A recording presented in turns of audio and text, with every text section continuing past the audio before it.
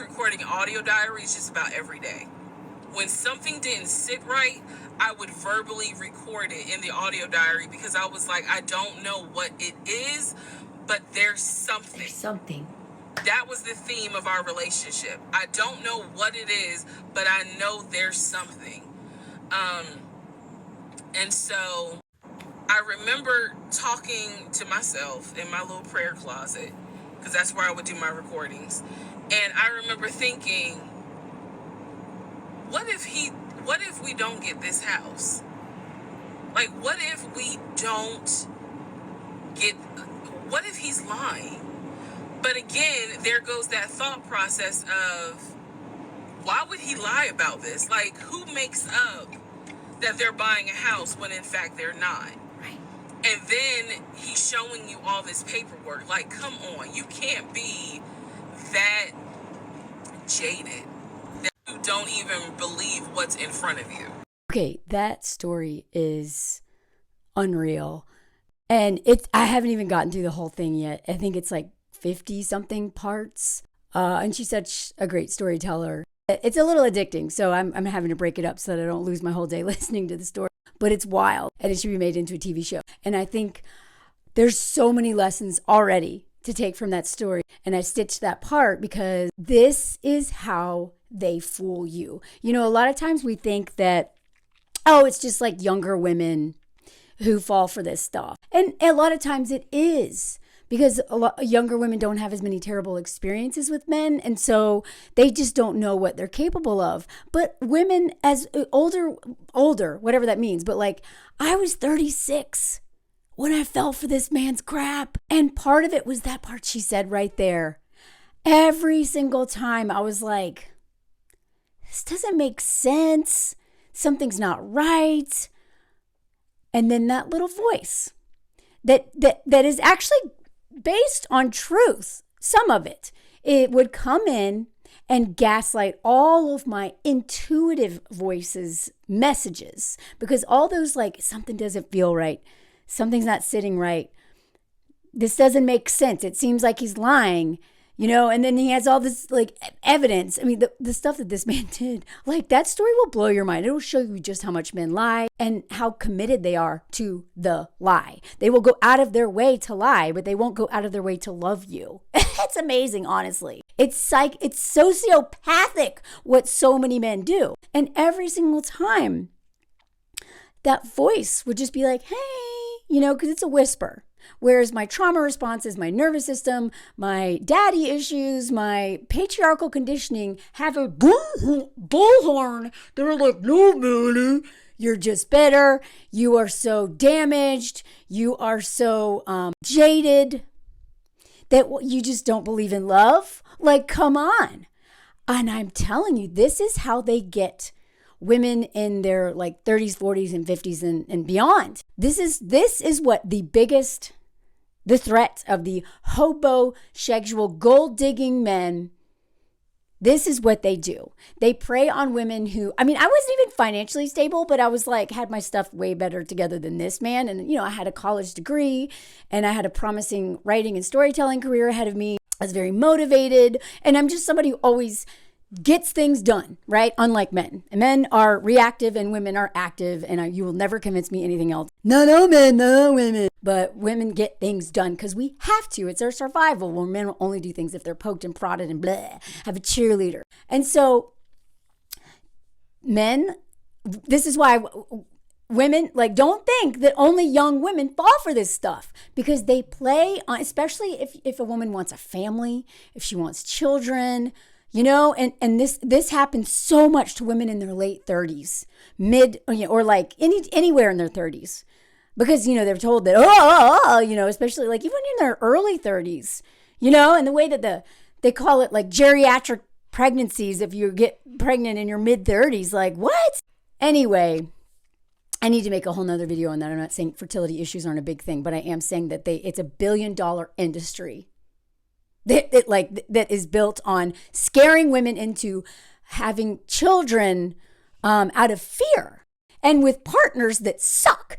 that baby trap us. And now we are financially on the hook for those men. And now they have access to us for the rest of our life. And so if you want a family really bad and you've just been so hurt by so many men or just had nothing but really pretty much bad experiences or whatever when you're in your 30s, and especially if you have that internal pressure and society's pressure and your family, if they really want a grandbaby or whatever, saying like, oh, you're single, right? And so we know that we will let that, I'm jaded, talk us out of list of noticing very important red flags. And the thing is that here's one of the arguments that all the time, my intuition was like, this doesn't feel right.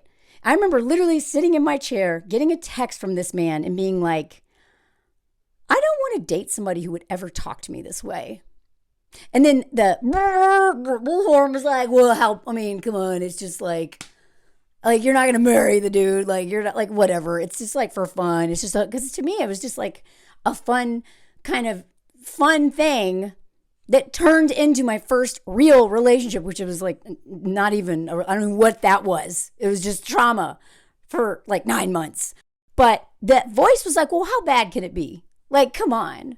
Should you want to be so rigid? Another thing that would come up all the time would be, and this is a big one, and please tell me if you can relate to this one. If you haven't had very many, I was like a late bloomer or whatever, because again, I didn't date men for most of my 20s and 30s, which is why I had such an amazing life, because they didn't hijack my life. But when I finally realized, I want to, I don't want to be a coward anymore, because part of that, now I look back and being like, that was brave as hell, Melanie. I'm so proud of you.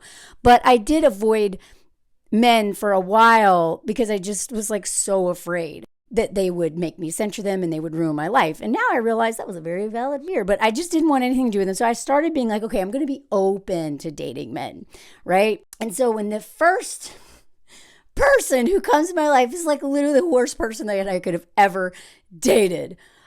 Very good lesson, made me hit a bottom with my chronic codependency, which then made me realize this is life and death. So I would never wish that upon younger Melanie ever, ever, ever.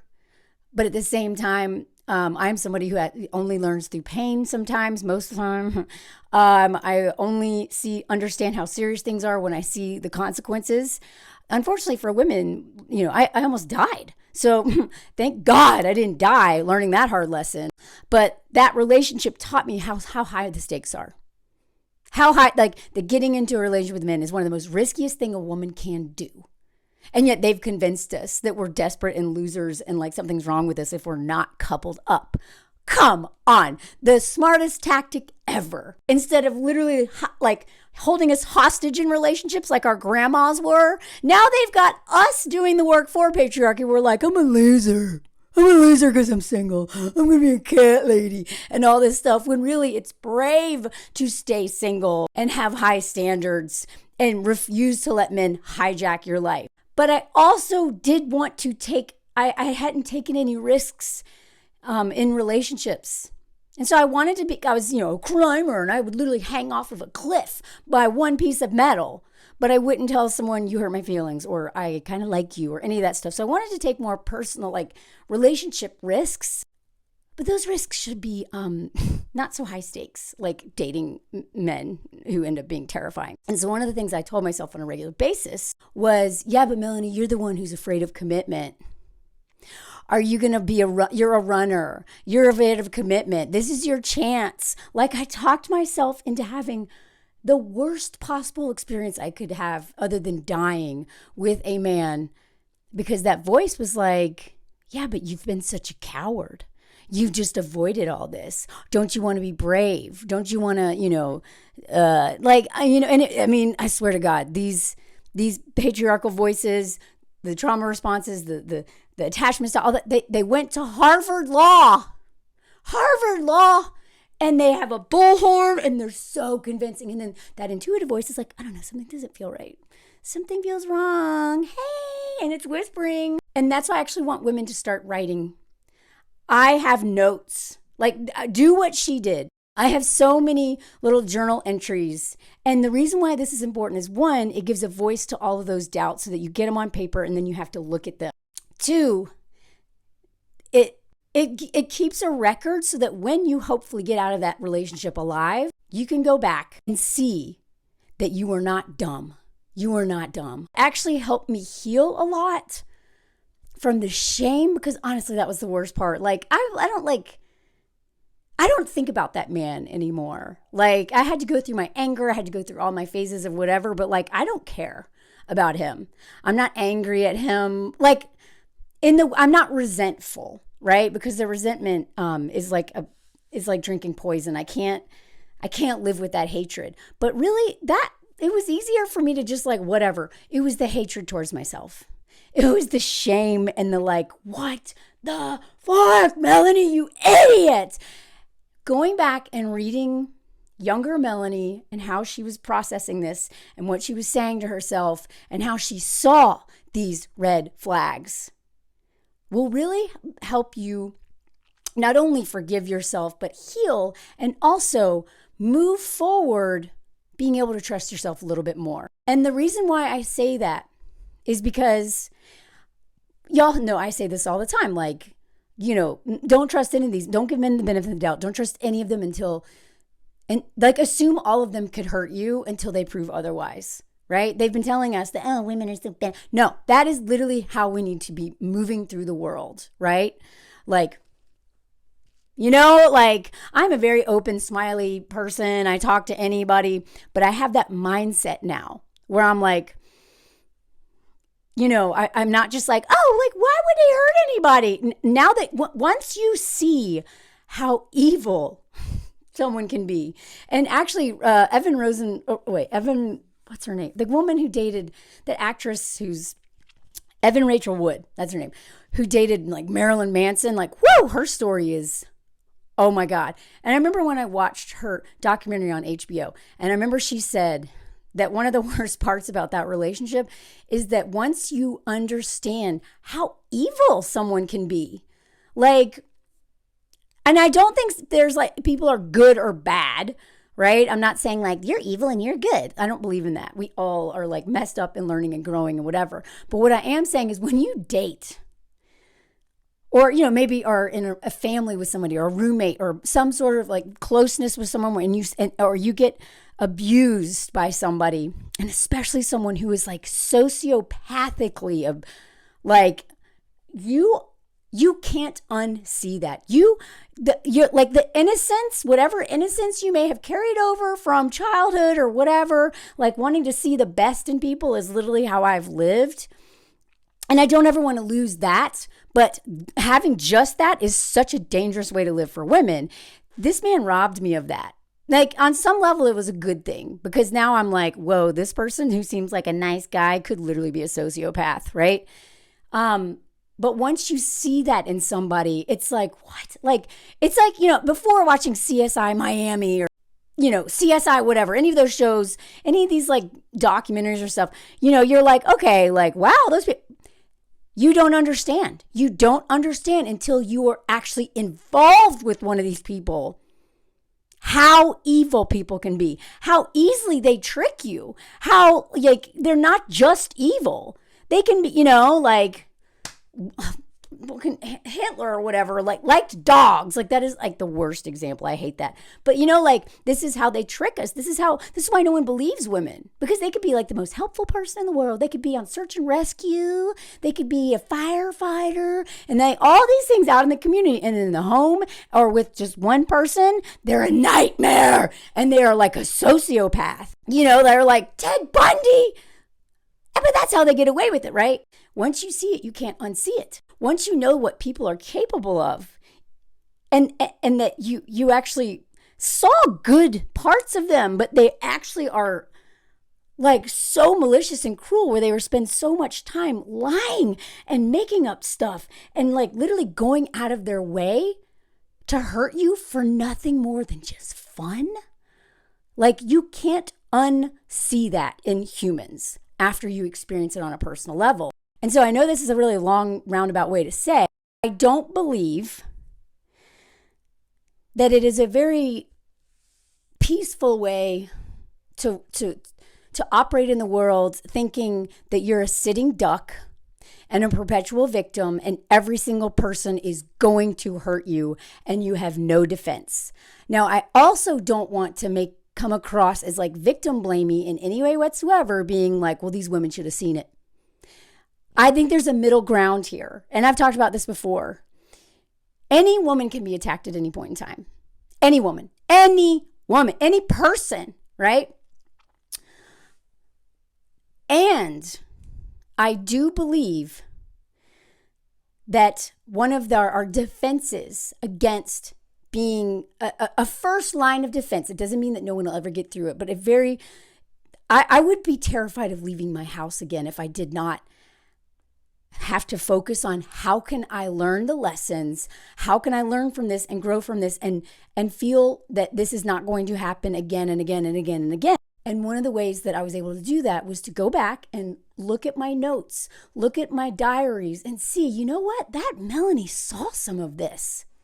That Melanie, there was something up. She knew.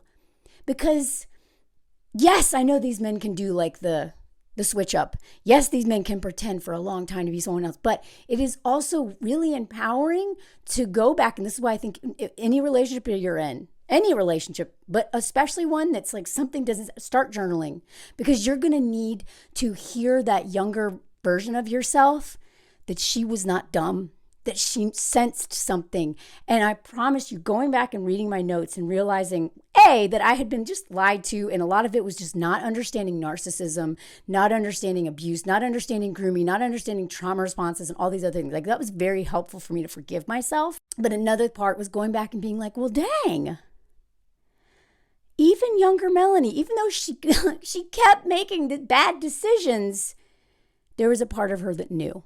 There was a part of her that knew, and I can't tell you how empowering that is. It makes me help me forgive myself, and it makes me know, you know what? I can trust my intuition. My intuition always knew. The problem is that I was letting my nervous system, patriarchal conditioning, trauma responses, and lack of information and understanding how conniving and malicious and dangerous and terrible men can be. I let all of that have veto power over my intuition. So there's no way that you can fully arm yourself from ever being hurt again. That's impossible. It's not possible. And it's a very victim blaming approach to the world to say that like, that could never happen to me. It could. And at the same time, one of my parts of my healing that was really important was going to what I call the intuition gym. Going and literally like starting to have to rely on my intuition, listen to my intuition. And a lot of that helped from journaling and really getting in contact with my intuition, which also one way that helps with that is having friends, finding friends who are honest, who hold a microphone to your intuition, because all the other parts have bullhorns and you're going to need something to amplify that intuition. And that's my last thing I want to add about this is that whole time, my friend Liz, she always knew he was a bad dude. She was very patient with me. She was just kind of a little voice of reason, but she always knew. But I didn't tell her a lot of things because I knew that she would tell me the truth, and I didn't want to know the truth. That's the only time I've ever lied to Liz, and I almost died. So it is hard to get in touch with that intuition. There's things you can do. The Artist's Way is a great book. I do not get a book deal or I don't get any commission from telling you all this. I'm telling you a resource that I use, The Artist's Way, was really helpful in teaching me how that my intuition really knows. The morning pages that it talks about, I really started to trust my intuition after doing those morning pages regularly. And then also anything that you're trying to hide from your best friend who calls you on your crap, anything you don't want to tell them is the very thing you need to tell them. Anything you're afraid to admit out loud to the person who holds you the most accountable, not telling them could end up with you dead. I don't know if this is helpful, but I know a lot of people who follow me are survivors of narcissism and abuse and all kinds of stuff, or are currently in terrible relationships or came out of them and they're really having a hard time forgiving themselves. This hopefully is a way to get you on that path, because I promise you, there was, whether it was just a teeny tiny voice or like a consistent one, there was something in your intuition that something felt wrong and you didn't know what it was. And journaling and going back and seeing in writing that it was like, something's not right here. It really helped me forgive myself. And I hope you forgive yourself too. because that is one of the foundations of my healing and moving forward. Forgiving myself and taking these lessons and applying them for future Melanie.